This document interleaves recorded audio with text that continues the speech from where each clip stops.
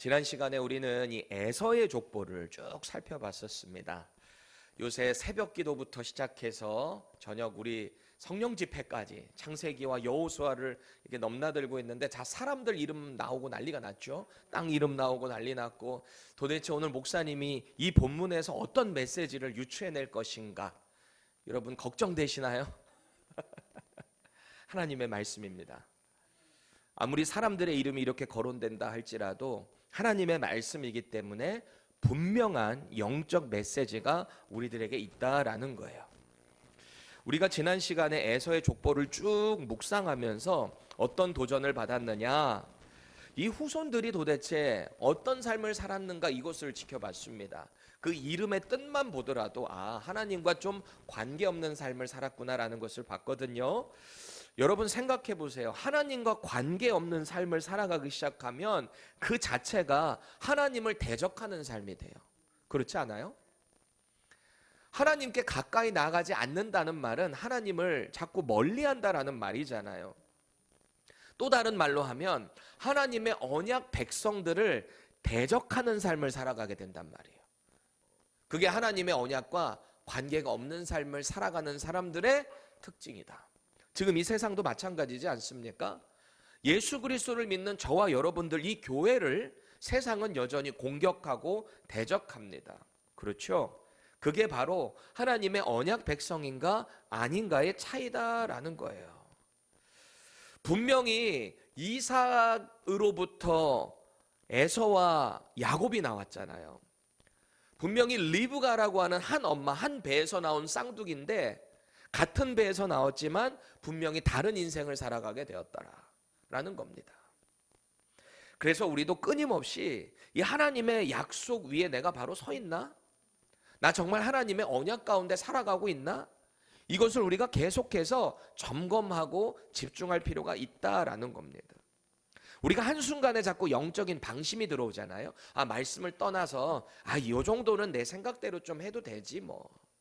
이 정도는 내가 했던 경험이 있는데 내가 이 부분은 좀 전문가인데 굳이 뭐 목사님한테 물어볼 필요가 있나? 굳이 뭐 말씀대로 할 필요가 있나? 우리가 그런 타이밍에 영적 방심을 할 수 있게 된다라는 거예요. 그래서 우리가 한순간도 하나님 없이 살아가는, 말씀 없이 살아가는 삶을 살아갈 때 우리는 하나님과 점점 멀어지게 된다. 이걸 꼭 기억하셔야 한다라는 거예요. 이제 오늘 본문을 보니까 이 에돔 족속의 거주지 세일 산지에 이 사람들이 가서 살게 되거든요. 자, 그런데 그 세일 땅에 원래 살고 있었던 원주민들의 그 족장과 그 자손들을 언급하고 있습니다.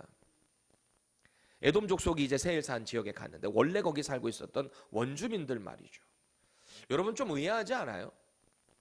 아니, 성경은 왜 에돔 족속은 그나마 그래도 이삭의 아들이고 그 후손들이니까 언급하는 것은 오케이. 근데 굳이 그 사람들이 들어가는 이 세일 지역에 있는 원래 원주민들의 그 족속까지도, 그 계보까지도 언급할 필요가 뭐가 있을까? 그런 고민 안 해보셨어요? 언약 밖에 있는 백성들의 계보가 유일하게 여기만 나오고 있는 거예요. 왜 그렇게 했던 걸까라는 말이죠.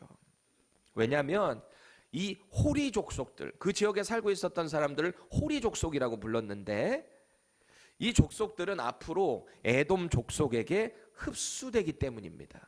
편입된다라는 거예요.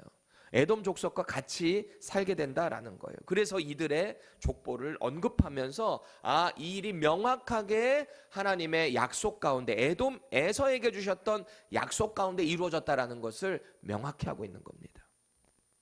훗날 하나님께서 이 출애굽한 이스라엘에게 가나안 땅을 허락하시잖아요. 요단 서편에 있는 땅.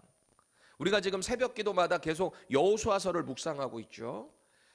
요단 동편 땅을 넘어서서 원래 서편 땅이 가나안 땅이잖아요. 거기가 바로 약속된 땅, 젖과 꿀이 흐르는 땅이잖아요. 그 땅을 성취해가는 그 과정을 통해서 하나님은 아브라함에게 하셨던 그 약속을 신실하게 이루셨구나. 그것을 우리는 그 땅의 이름들을 보면서, 그 족속들의 이름을 보면서, 분배되는 과정을 보면서 알게 되는 거예요. 하나님은 약속을 하시면 그대로 지키시는 분이구나 말이죠. 마찬가지로 하나님은 에서에게도 이 복을 허락하셨어요. 이삭을 통해서 그 복을 허락하셨는데 장차 이 호리 족속의 땅이 이 에돔 족속에게 편입되는 것을 통해서 그 말씀이 성취되었다라는 것을 우리는 보게 된다라는 겁니다. 자, 오늘 본문에 나오는 이 호리 족속이라고 하는데 호리가 무슨 말인가라고 보니까 동굴에 사는 자라는 뜻이에요. 호리가 동굴에 사는 자. 그러니까 우리가 대충 짐작해 볼 수 있죠. 아, 이 호리 족속이 원래 에돔 족속이 들어오기 전에 이 세일산 근지역에 있던 살던 사람들이 어디를 중심으로 살았구나라는 것을 우리가 짐작해 볼 수 있다는 거예요. 어디에 살았다고요? 동굴 안에 중심으로 여기저기 뻗쳐서 살았음을 우리는 알 수 있습니다. 사실 이 호리 족속은 선민 이스라엘과는 전혀 관계가 없는 사람들이에요. 그렇죠? 그런데 하나님은 이들의 족보를 오늘 쭉 나열하심을 통해서 분명한 선민, 이 아브라함과 이삭과 야곱으로 흘러가지만 그럼에도 불구하고 에서는 이삭의 후손으로부터 이렇게 뿌리가 이어져 있음을 우리는 오늘 보게 되는 거죠. 그리고 이 선민의 분명한 계보를 갖고 있었음에도 불구하고 하나님과 어떻게 멀어져 가는가, 그것을 우리는 보게 된다라는 겁니다. 먼저 20절 보세요. 그 땅의 주민 호리 족속 세일의 자손은, 이러면서 오늘 본문이 시작이 돼요. 그 땅 주민 호리 족속 세일의 자손, 세일의 자손들의 이름을 언급하겠다는 말이죠. 앞서 이 에서의 아들들 이름을 가만히 여러분들 생각해 보세요. 그 아들들의 이름, 그러니까 에서의 아들들을 중심으로 또 그 아들, 그러니까 에서의 손자들이겠죠. 손자들의 이름이 그대로 그 족속의 족장이 됐다라는 것을 우리는 보게 됩니다. 마찬가지로 원래 이 호리 족속의 족장은 세일이라는 사람이었던 거예요. 세일. 그래서 거기가 세일산이라 그러잖아요. 세일의 자손들 중에 이 호리라는 사람이 있는데 그 사람을 중심으로 이 전체 족속이 호리 족속으로 불렸다라는 겁니다. 그렇게 20절에서 21절을 여러분 한번 살펴보세요. 세일의 아들들이 총 7명이거든요. 저기 보니까 7명이 쭉 언급되는데 이 사람들의 이 성경적인 원래 히브리 원어적인 의미만 제가 간단히 터치하면서 함께 살펴볼게요. 이 이름의 뜻을 통해서 이 사람들이 어떤 삶을 살았을까 한번 예상을 해보시라는 거예요. 먼저 로단이라는 사람의 이름은 동굴에 거하는 자라는 뜻이에요. 홀이랑 비슷하죠. 그리고 또 소발이라는 아들은 흐름이라는 뜻이에요. 흘러가는 그 흐름. 또 시브온이라는 사람의 이름의 뜻을 보니까 염색된 천이라는 뜻입니다. 염색된 천. 또 아나, 우리 경상도 사람들 아나, 이 아나라는 사람은 노래하다라는 뜻을 갖고 있어요. 그리고 디손이라는 사람하고 맨 마지막에 디산이라는 사람 이름이 똑같아요. 이 의미가 가젤이라는 뜻입니다. 팔짝팔짝 뛰는 그 가젤 있잖아요. 빠르고 날렵하고 가젤이라는 뜻이고요. 그리고 에셀이라는 아들은 보물이라는 뜻입니다. 보물. 이렇게 7명의 이 세일의 아들들 중심으로 해가지고 이 족장이 형성이 되었다라는 거예요. 여러분들 이 사람들 이름 보면서 뭐 느끼세요? 뭐 느끼세요? 이 세일에 살고 있었던 원래 원주민들 그 족장들 이름이거든요. 보면서 뭐 느끼세요? 제가 지금 이름 조금씩 알려드렸잖아요. 하나님과 관련된 이름이 하나도 없어요. 그렇죠? 다 세상적인 이름이에요. 대부분 에돔 족속의 이름과 똑같아요. 이 후손들 이름도 대부분이 다 하나님 찬양하는 이름 없었거든요. 그렇잖아요. 물론 이름만 거룩하게 지어놓고 그 삶은 전혀 거룩하지 못하면 그것도 문제지. 그렇죠? 이름은 요셉이라고 지어놓고 그냥 세상에서 엄청, 이름은 요한인데 막 주님과 반대의 삶을 살아가고, 차라리 가룟 유다이든지 그러면 참 이해라도 될 텐데 말이죠. 우리 그런 사람들 많잖아요. 제가 옛날에 달라스에서 알던 어떤 흑인 목사님 성함은 뭐였지? 그 압살롬이었어요. 압살롬. 근데 얼마나 거룩하게 살아가시는지, 뭐 그런 사람이 오히려 나을 수 있지 않나 라는 생각을 합니다. 참 이 사람들 이름 좀 보세요. 하나같이 하나님과는 관계없는 삶을 살았다라는 것을 우리가 짐작해 볼 수 있는 거죠. 여러분 생각해 보세요. 내 이름이 거룩해서 그 이름을 반영하는 건 참 감사한데 그 인생을 가만히 살펴볼 때 하나님을 의식하지 않고 살아가잖아요. 그게 제일 큰 문제다라는 거예요. 우리는 자꾸 우리의 창조주 되신 하나님을 의식하면서 살게 돼 있어요. 그게 바로 우리가 코람데오라고 하는 신앙 아니겠습니까? Before God이에요. 하나님 앞에서. 우리가 하나님 앞에서 살아가고 하나님이 우리를 와치하고 계신다라고 한다면 마음대로 살아갈 수 있을까요? 하나님의 의식이 되는데 말이죠. 이들의 삶은 그런 삶을 살지 못했다라는 겁니다. 그래서 본문 22절에서 28절까지를 쭉 보면은 이 족장들에게서 나온 총 21명의 그 이름들이 기록되어 있습니다. 21명의 이름. 그 중에서 우리가 좀 주목해 볼 사람들의 이름들만 좀 살펴보려고 합니다. 먼저 22절에 보니까 로단 족장의 자손들 이름이 나오고 있어요. 여기 보니까 로단의 자녀는 호리와 레맘과 로단의 누이 딥나요 그럽니다. 아들들 이름만 쭉 원래는 쭉 기록을 하게 되어 있거든요. 이게 족보 개보니까 보통 딸의 이름은 들어가지를 않아요. 그래서 이스라엘의 족보도 보면은 야곱의 12아들들의 이름은 나오지만 거기 사실 디나는 들어가지는 않거든요. 그게 원래 그런 거예요. 자, 그런 상황에서 오늘 본문을 보니까 세일의 아들들 중에서 로단 족장의 자녀들을 언급하는 거거든요. 그러니까 손자들이잖아요. 먼저 그 아들 중에 호리가 나옵니다. 세일의 손자인 거예요. 손자. 호리. 이 세일 지역의 원주민 전체를 동굴에 사는 자라고 이 호리 족속이라 그랬잖아요. 그러니까 이 호리라는 사람이 그 족속 전체에 얼만큼 큰 영향력을 끼쳤는가 우리는 이것을 알 수 있게 되는 거예요. 왜? 그 전체를 다 호리 족속이라고 불렀으니까 말이죠. 마치 이 구약 선지서에 보면은 북이스라엘 전체를 지칭할 때 원래 10개의 지파가 있잖아요. 누구를 중심으로 10개의 지파가 똘똘똘 뭉쳐 있습니까? 북이스라엘이 에브라임. 에브라임이 원래 요셉의 아들들이잖아요. 므낫세. 원래 므낫세가 장자고 둘째가 에브라임입니다. 근데 마지막에 야곱이 축복을 할 때 손을 이렇게 X자로 해가지고 오른손 장자의 축복을 서자인 둘째 아들인 에브라임에게 줬단 말이에요. 왜? 더 큰 자가 큰 민족을 이루게 될 거다라고 했습니다. 그리고 장자였던 므낫세에게 여기도 큰 족속을 이루기는 하지만 동생만큼은 안 된다는 거예요. 그런 복이 주어졌었거든요. 그럴 때 북이스라엘 10개 지파를 볼 때 그들을 호세아 선지자 같은 경우에 북이스라엘을 지칭할 때 북이스라엘아 이러지 않고 너 에브라임아 이렇게 얘기할 때가 있습니다. 무슨 말이에요? 에브라임 지파가 가장 컸고 가장 큰 영향력이 있었기 때문에 대표하는 족속이 됐다라는 의미거든요. 그렇죠? 그런 의미로 볼 때 이 호리라는 손자, 세일의 손자가 이 전체 그 손자들 족속들 중에서 가장 뭔가 좀 영향력이 있었겠구나 우리는 그렇게 짐작해 볼 수 있는 거죠. 자, 그런데 22절 좀 다시 보세요. 아들들, 족장들의 이름을 쭉 나열하다가 여기 갑자기 로단 족장의 누이인 여자 이름이 나와요. 누구예요? 딥나. 딥나라는 이름이 등장합니다. 호리 족속의 딥나. 여러분 이 여인이 누구였을까요? 아까 우리가 에서의 그 족보, 에서의 그 결혼 생활을 한번 우리가 쭉 묵상했었는데 거기에 이 이름이 나와요. 딥나.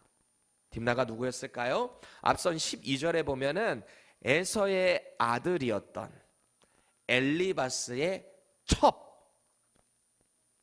그 세컨이에요. 세컨 와이프예요. 이 첩이 바로 딥나였다랍니다. 딥나.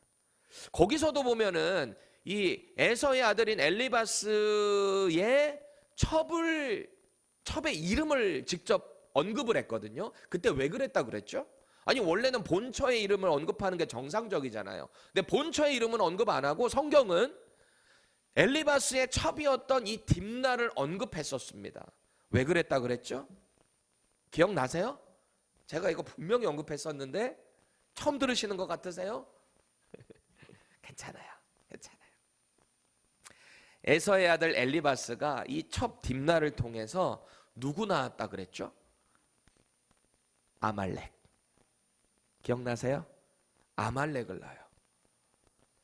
아말렉이 이스라엘을 얼마나 괴롭혔는지 몰라요. 얼마나 원수지간으로 살아갔는지 몰라요. 심지어는 하나님께서 그 아말렉 족속을 다 진멸하라 헤렘으로 명령하셨잖아요.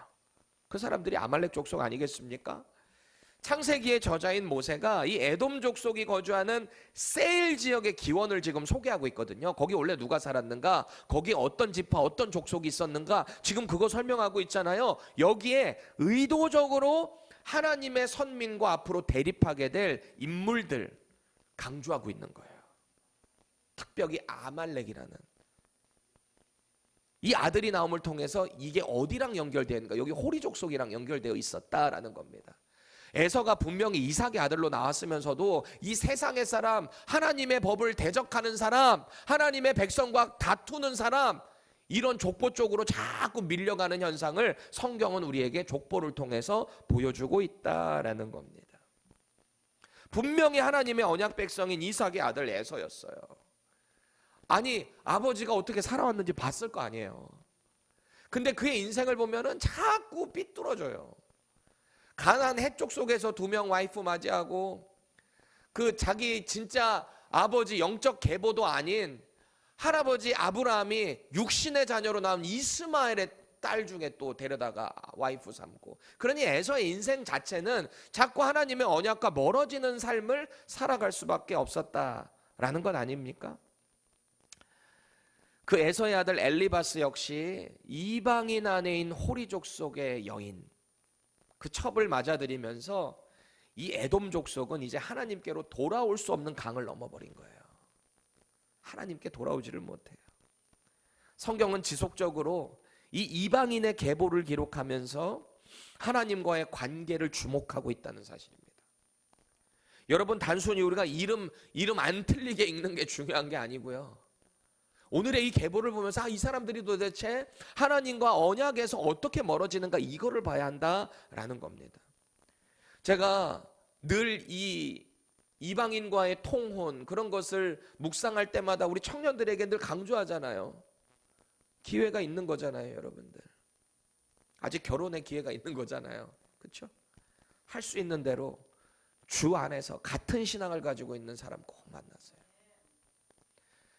아유, 지금은 예수 안 믿는데 뭐 데려다가 뭐 복음 전해가지고 제자 삼아서 하지. 어려워요, 어려워. 그렇게 하지 마세요. 아직은 선택의 기회가 있지. 아니, 이미 결혼한 사람들은 어쩔 수 없지만 그럼 그 사명을 다 하셔야죠. 자기 십자가를 지고. 근데 아직 선택의 기회가 있는데 왜 그 고난의 길을 가려고 그래요? 심각한 건 여러분이 그 길을 잃어버릴 수도 있어요. 여러분이 하나님과 멀어질 수도 있다는 사실을 기억하시기 바랍니다. 가장 우리 인생에서 중요한 포인트가 뭐냐? 우리가 하나님의 통치 아래 거할 수 있는가? 내가 정말 그 통치 아래 거할 수 있는 믿음을 갖추고 있는가? 나에게 그런 환경이 조성되어 있는가? 우리가 이것을 자꾸 점검해 볼 필요가 있다라는 겁니다.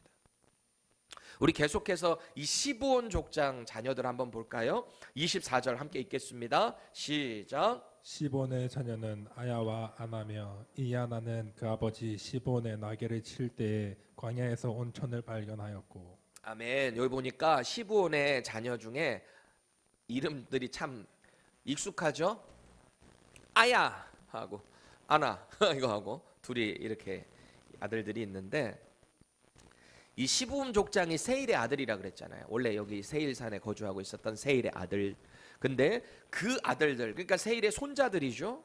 아야와 아나가 나왔는데, 앞선 20절에 보니까 아나는 시브온의 형제거든요. 그렇죠? 아까 보니까 기억나세요? 여기 시브온의 형제 아나가 있고 시브온의 아들 중에 또 아나가 있다. 동명이인이에요. 동명이인. 알았죠?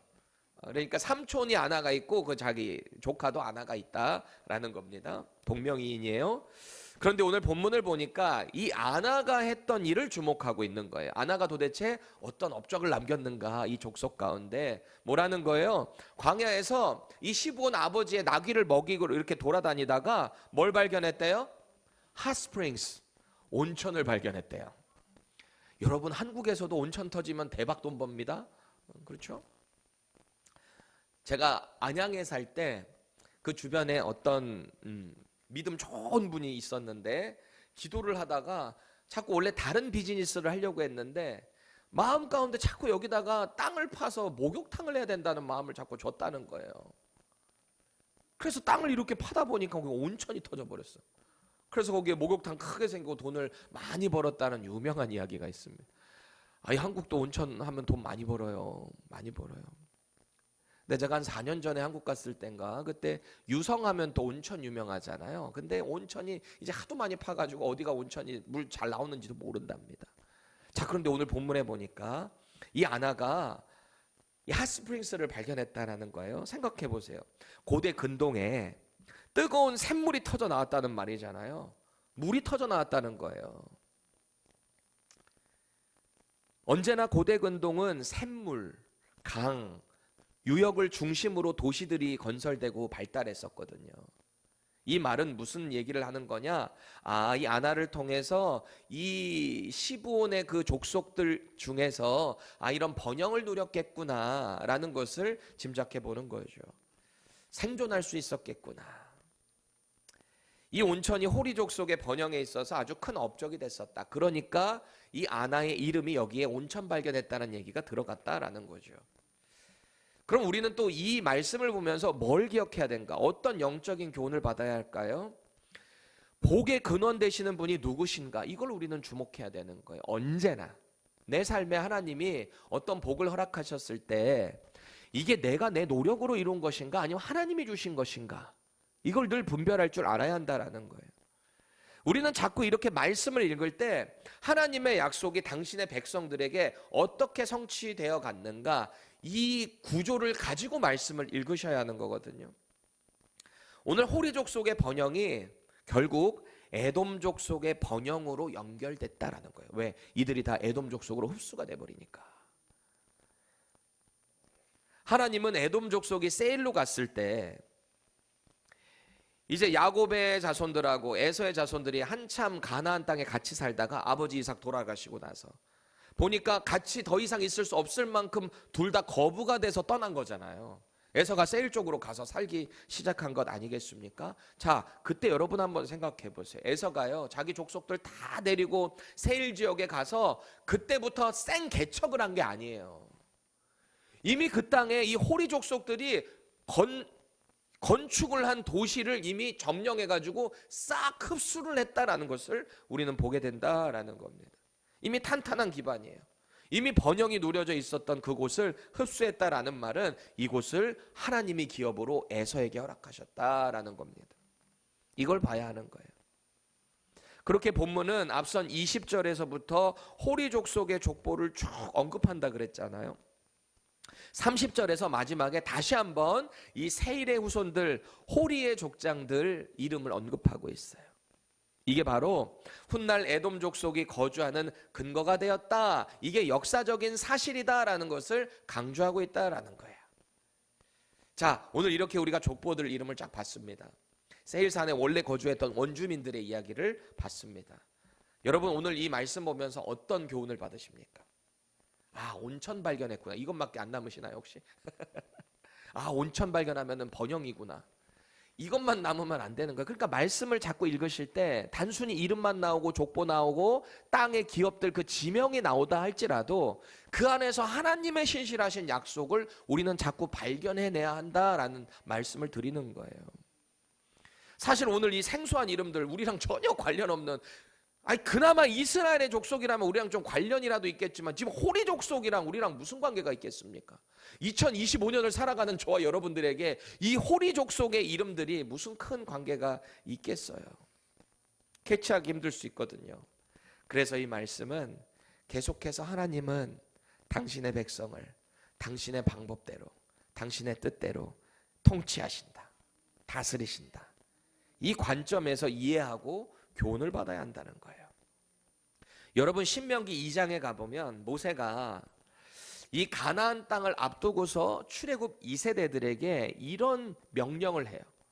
명령도 하고 설교도 하면서 지금까지 어떻게 우리가 출애굽의 여정을 왔는가, 이 출애굽 2세대들이거든요. 이 사람들은 이 광야의 여정을 모르는 사람들이 태반이었을 거예요. 너무 어려서 몰랐거나 아니면 그 과정 이후에 태어났거나. 이제 이 세대들을 데리고 요단강 건너가서 가나안 땅으로 입성해야 되는 거 아니겠습니까? 그 사람들에게 모압 평지에서 모세가 이런 말씀을 전합니다. 신명기 2장 4절에서 5절 우리 같이 한번 읽어볼까요? 시작. 너는 또 백성에게 명령하여 이르기를 너희는 세일에 거주하는 너희 동족에서의 자손이 사는 지역으로 지날진대 그들이 너희를 두려워하리니 너희는 스스로 깊이 삼가고 그들과 다투지 말라. 그들의 땅은 한 발자국도 너희에게 주지 아니하리니 이는 내가 세일산에서에게 기업으로 주었음이라. 아멘. 여기 보니까 모세가 이걸 명확히 알고 있는 거예요. 이 에돔 족속이 거하고 있는 이 세일 지역을 지나가야 돼요. 이 출애굽 세대들이 1세대가 원래 여기를 지나가야 되는데 지금 앞으로 지난다는 얘기가 아니 이미 지나온 거예요. 이제 2세대들은 요단강 건너서 가나안으로 들어가기만 하면 되고 지금 1세대들이 어떻게 이 과정을 지나왔는가를 회상하는 장면이거든요. 근데 여기 보니까 가나안 땅, 이제 요단 서편 땅은 이스라엘에게 주신 기업이라고 합니다. 그렇죠? 이건 이스라엘에게 약속하신 땅이에요. 아브라함 때부터 이미 이 땅을 주시겠다 약속하셨어요. 4세대가 지나고 나서 이 땅으로 다시 돌아온다라고 이미 예언을 하셨단 말이에요. 아브라함에게. 그리고 그 약속이 신실하게 이 이스라엘 백성들을 통해서 이루어지는 과정입니다. 자, 그런데 모세가 했던 말 중에 우리가 주목해야 될 표현이 있는데 그들의 땅, 그들이 누구예요 지금? 에돔 족속입니다. 에서예요. 형제 국가잖아요. 그들의 땅은 한 발자국도 너희에게 주지 아니하리니. 왜요? 이 땅은 에서에게 약속하신 기업이기 때문입니다. 에서를 우리가 너무 무시하면 안 돼요. 하나님의 귀한 언약 백성 안에서 나온 사람이긴 해요. 하나님과 멀어지긴 했지만 하나님은 그 약속을 에서에게조차도 신실하게 이행하셨다라는 겁니다. 에서에게 어떤 땅을 주셨다는 거예요? 모세가 뭘 얘기하는 거예요? 세일산은 에서에게 주셨다. 누가요? 하나님이요. 우리가 자꾸 이스라엘의 관점 혹은 이 교회적인 관점에서만 말씀을 읽게 되면은 하나님의 통치, 이방인들 가운데도 임하시는 하나님을 우리가 놓칠 때가 있어요. 하나님은요 이스라엘만의 하나님이 아니에요. 애굽의 하나님, 바벨론의 하나님, 바사의 하나님, 에돔의 하나님, 모압의 하나님, 암몬의 하나님, 모든 인류의 하나님, 통치자, 그분이 우리 하나님이세요. 그 하나님께서 이 땅을 다스린다라는 겁니다. 자꾸 하나님의 통치를 이스라엘 안에서만 제한을 하면 안 된다라는 거예요. 하나님은 온 천하 만민의 주인이세요. 그러니 모든 족속, 모든 민족의 열방의 통치자시다. 중요한 건 그 통치를 받는 백성 중에 누가 하나님의 말씀에 순종하는가, 이걸 봐야 돼요. 나는 이 하나님의 말씀에 순종하며 살아가는 영적 계보를 잘 따라가고 있는가, 우리 자꾸 이거 점검해야 된다라는 겁니다. 그렇게 오늘 본문은 이 세일이라는 땅, 그 산지는 하나님의 섭리 가운데 에서 족속, 에돔 족속에게 허락된 땅이다, 기업이다라는 사실을 명확하게 하고 있는 거예요. 오늘 본문은 단순히 이 호리 족속의 역사 정리, 요약, 이게 아니에요.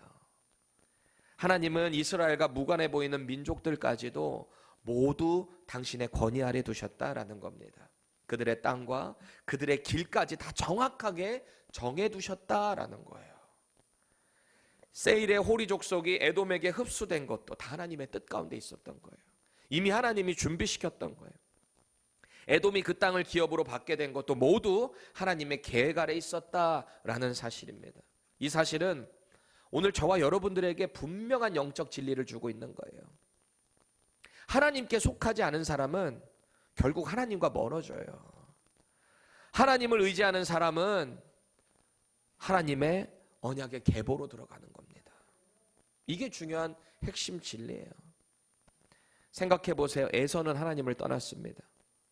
그리고 그의 후손들도 하나님과 상관없는 삶을 선택했습니다. 그럼에도 불구하고 하나님은 그들의 길마저도 당신의 주권으로 다스리셨다. 우리는요? 우리가 호리 족속이랑 뭐 다른 게 있나요?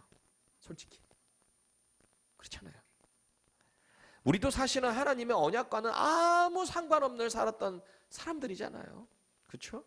그런데 예수 그리스도를 믿는 믿음을 하나님이 우리에게 주셨던 그 타이밍 때문에 그 순간부터 우리는 영적인 이스라엘이 됐어요. 하나님의 언약 안으로 들어갔어요. 하나님의 자녀가 되는 복을 우리는 누리게 되었다라는 사실 아닙니까?